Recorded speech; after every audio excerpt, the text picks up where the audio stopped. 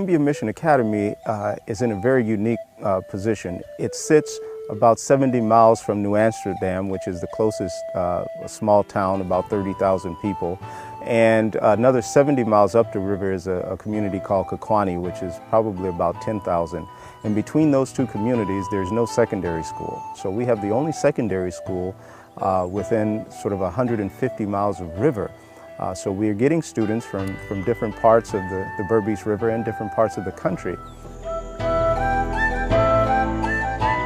Right now in Kimbia, we're transitioning out of purely theoretical subjects. We've always had a work study program, but now we're strengthening our sewing, our mechanics, our carpentry, our cooking program to make it more of a core curriculum.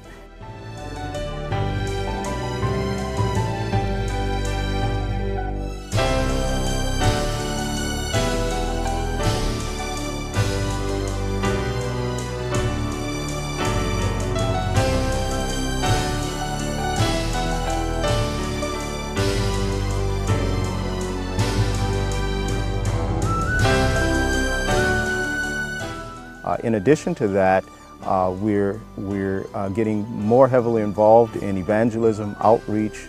We're taking the kids to New Amsterdam, to towns on weekends to do outreach and evangelism.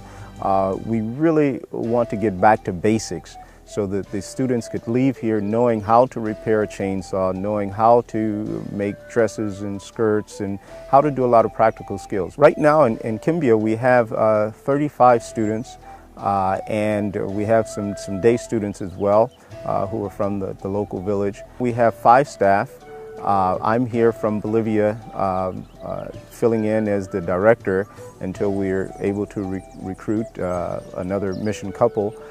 We have Grandpa, or the CP, who's our tailor, our sewing instructor, and our Bible teacher. I teach Bible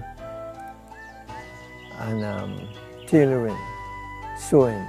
God never disappoints somebody when they give their all to Him. There are always blessings. Spiritual blessing, material blessings. And Raymond is our farm manager, and he also manages the bees. He has a bee farm in back, so we're getting some incredible honey coming out of our bee boxes. Today we're going to learn a little about bees. I'm the beekeeper at KMA. We have 20 boxes at the back of the campus, and we're going to go see them now. My head is too big. Too tight. Sometimes during the year I can go without a suit, without a veil, just go like that and I work them. Depends on the type of flowers that are in season. It would change flavor. Determine whether they're aggressive or whether they are nice and calm. Well, the boxes without the top boxes, those are the brood chamber, and that's where the queen bee lives, and she lays all her eggs here. About 15 days ago I split that box, and I'm trying to establish a new colony of bees here. So I'll go check them now to see how they're progressing, if they have queen cells or not. First thing I do, I smoke them. This is to keep them a little calm.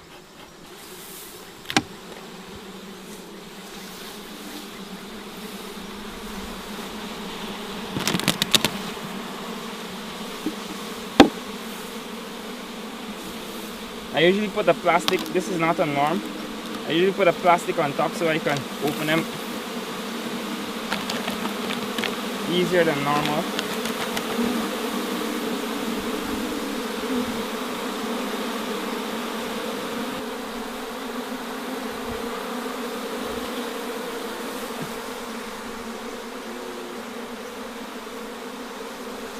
This is a frame that I had the honey on, just honey.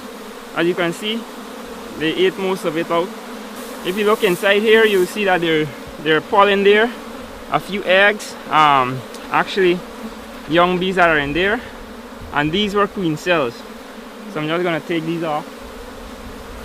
Look, this one here, this is a drone. All the others, or most of the others, are worker bees, female bees.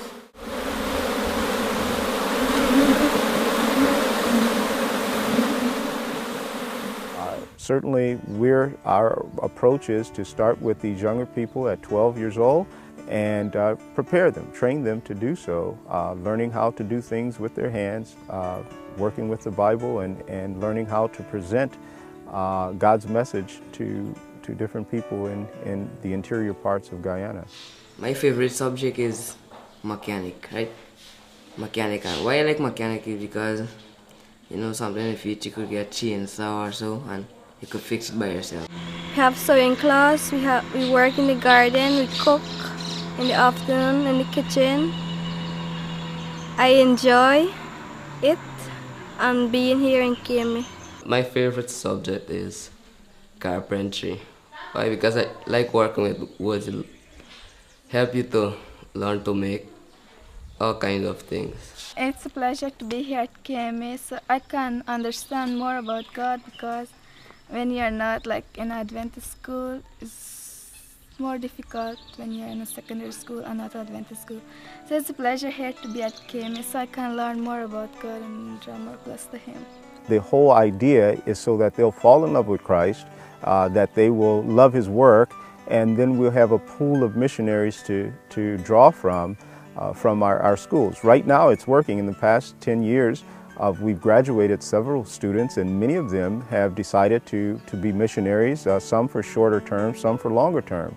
The greatest need in all of the mission fields and all over the world is people, of course, human resources. God has the material resources. He just can't force people to volunteer to come into the mission field. Right now we have several schools that are in desperate need of administrators, those who are willing to lead, those who are willing to take on the responsibility of running an institution. Now, for many people, the sound of that is daunting. It's a challenge, and folks say, oh, I'm not a leader, I'm not this. But I think what God is asking, are you willing to be used? To look at our shortcomings and say, well, I can't do this, I can't do that, yeah, we're limiting God. We believe, I know for sure, that God is going to finish the work. My appeal is that you become a part of God's work before it's too late.